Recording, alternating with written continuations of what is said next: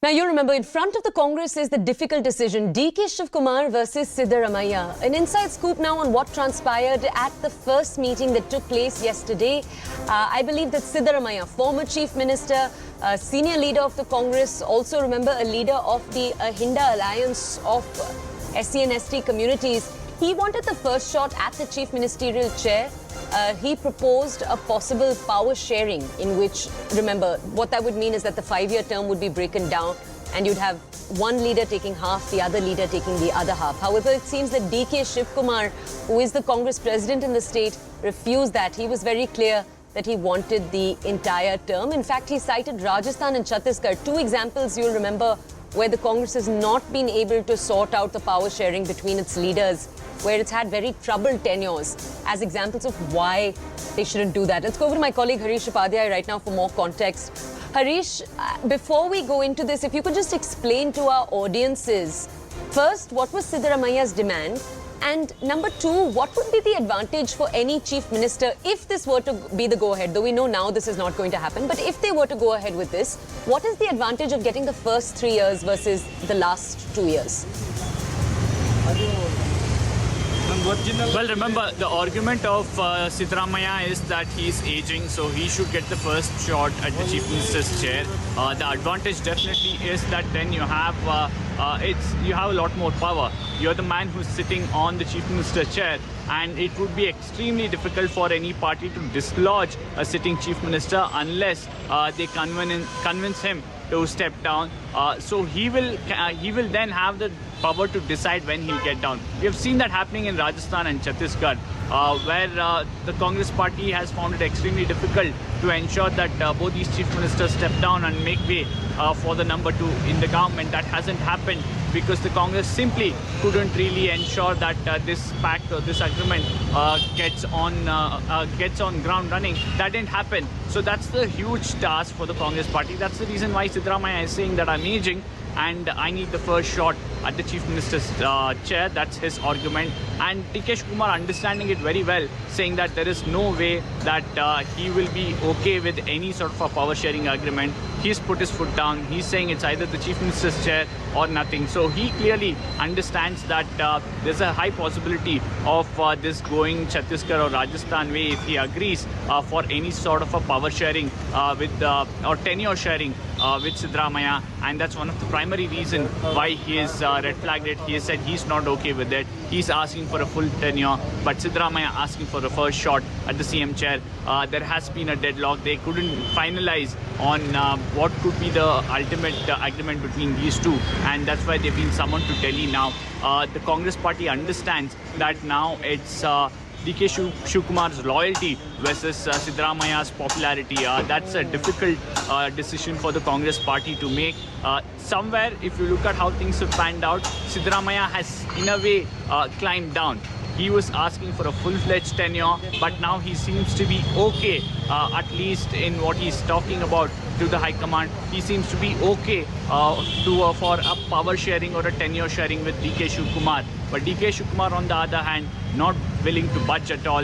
He's saying that it should be a full 5-year tenure, and he should be the man who will head the next Congress government here in Karnataka. Various arguments being placed. He's spoken about the kind of sacrifices he's made, spoken about how he's the man who's got the Vakalikas to support. He's pointing out that it's he who has ensured that there is life in Congress organization in Karnataka. So he's not backing down anytime soon now.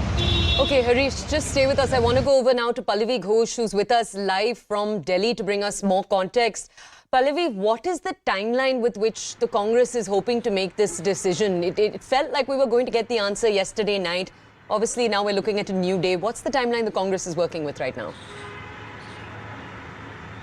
See, frankly speaking, it's difficult for any political party, and why just the Congress party, to actually expect that a CM would be announced overnight, especially in those situations where there are more than one claimants. And both of them are very high profile. Both of them have their uses for the Congress party. And as Harish was pointing out, the backdrop becomes very important. The history becomes very important over here. On one hand, you have someone who's showed his unflinching loyalty to the Gandhis.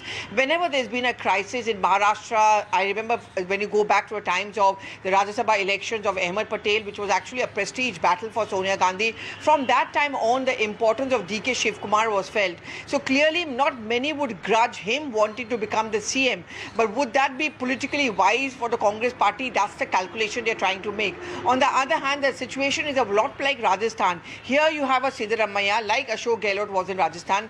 He's an old warhorse. He has the MLAs support largely with him. Not that DK doesn't have. But Siddaramaiah is also someone who's seen as experienced, who's a veteran. And mind you, very important to ensure that all the heads work together for the big elections of 2024. And Karnataka is one state where the Congress party hopes to get the maximum number of Lok Sabha seats from. So these are the considerations. And you know, the track record of the Congress party has not been too great. Commitments have not been completed. Grudges are being borne. I mean, today if you talk to a Sachin Pilot, I'm sure he would advise someone like a DK Shivakumar, please don't go in for a rotation model, because that commitment is never ever kept. And so these are the problems. The scene will shift to Delhi.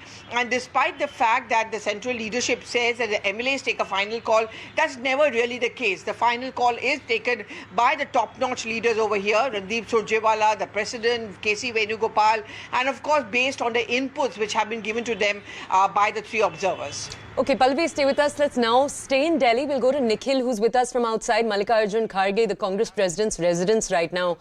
Nikhil, the advantage the Congress has in this case that they didn't have, for example, in Rajasthan, is that the man right at the center of making these decisions, Mallikarjun Kharge, is a senior seasoned leader from Karnataka, a Dalit leader from Karnataka.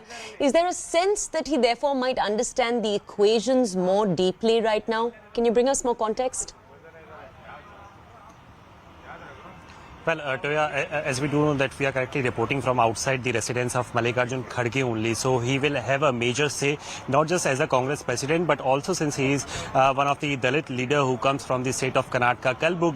Kalburgi, if I'm not wrong, is the place from where he comes from. So he will have a major say as to who is going to become the next chief minister for the state of Karnataka. And as mentioned by Pallavi Ghosh as well, who tracks the Grand Old Party for CNN News 18, that the senior leaders, including that of KC Venugopal, Gandhi's, Randeep Singh Surjewala, they all will have a decent say as to who is going to become the next CM. But definitely the major say will be of Mallikarjun Kharge as well. And in a short while from now, we will see that the commotion will start from this particular place. At this particular place, we have been told that at about 1 p.m. in the national capital Delhi, the three observers are all set to land, and then an official report is to be handed over by the observers to the Mallikarjun Kharge as to what the reaction, what is the by and large opinion of all the MLAs who have just won the election in the state of Karnataka. Then also as far as the details are concerned, which have been shared to us by Karnataka Congress Party, at about 1 p.m.